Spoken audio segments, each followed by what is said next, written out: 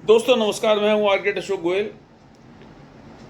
जुलाई के आखिरी सप्ताह में दिल्ली के राजेंद्र नगर में एक कोचिंग सेंटर के बेसमेंट में पानी भर गया। बताया जाता है कि वहाँ लाइब्रेरी बना रखी थी, बहुत सारे छात्र वहाँ फंसे हुए थे। अचानक से पानी का सैलाब आया और 3 छात्रों की उसमें डूबने से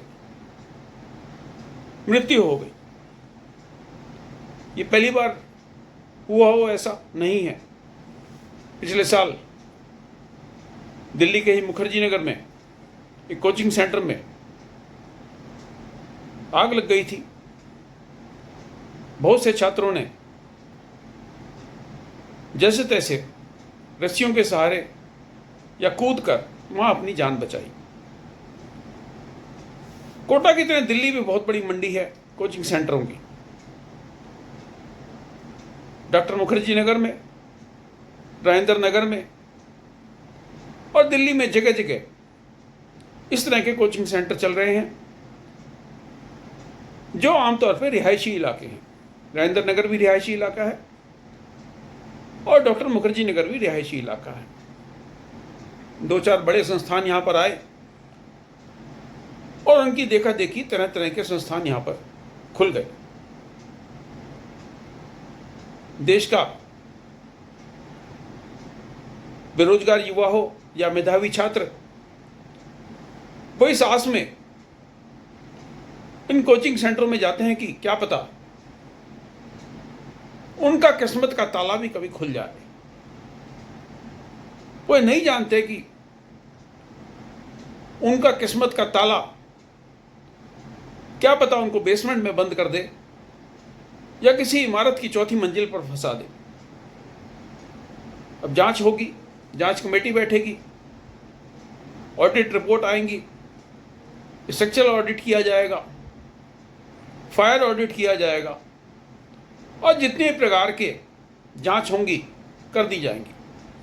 कोई सवाल नहीं पूछेगा नगर निगम से, उन अफसरों से जिनकी अनदेखी के कारण बेसमेंट्स में कोचिंग सेंटर चल रहे हैं। सब जानते हैं कि बिल्डिंग बायलॉज में इस प्रकार के प्रावधान नहीं है कि आप बेसमेंट के अंदर कोई भी हैबिटेबल कार्य कर सकें, यानी आप उसमें किसी प्रकार का कोई रिहायशी काम कर सकें, निवास कर सकें, उसमें ऑफिस चला सकें, दफ्तर चला सकें, कोचिंग संस्थान चला सकें, शिक्षा संस्थान चला सकें, लाइब्रेरी चला सकें या डॉक्टर का क्लिनिक चला सकें। कमला नगर में, साउथ दिल्ली में, ग्रीन पार्क में, कहीं भी आप चले जाइए, जगह जगह बेसमेंट्स में डॉक्टर के क्लिनिक चल रहे हैं, अस्पताल चल रहे हैं, जगह जगह शोरूम्स चल रहे हैं। और इस प्रकार का हादसा अगर कहीं भी होएगा तो लोगों की इवैक्यूएशन की समस्या तो आएगी ही। वो अफसर भी जिम्मेदार हैं जो ये बात कहते हैं कि अकस्मात पानी का सैलाब आ गया या कोई सीवर लाइन बैक मार गई तो ये पानी भर गया।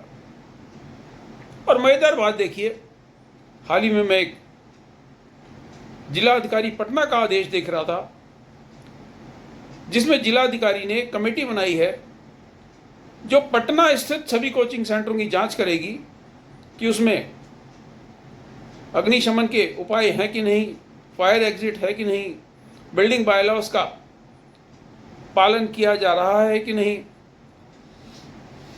और दिल्ली का इस हादसे का असर पटना में देखने को मिल रहा है।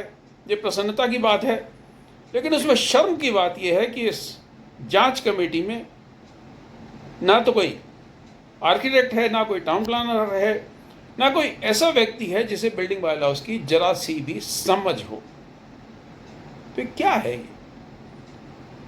होने वाला ये है कि वहां पर पटना शहर में जितने भी कोचिंग सेंटर चल रहे होंगे उनसे अब चंदा वसूली का प्रोग्राम शुरू होगा।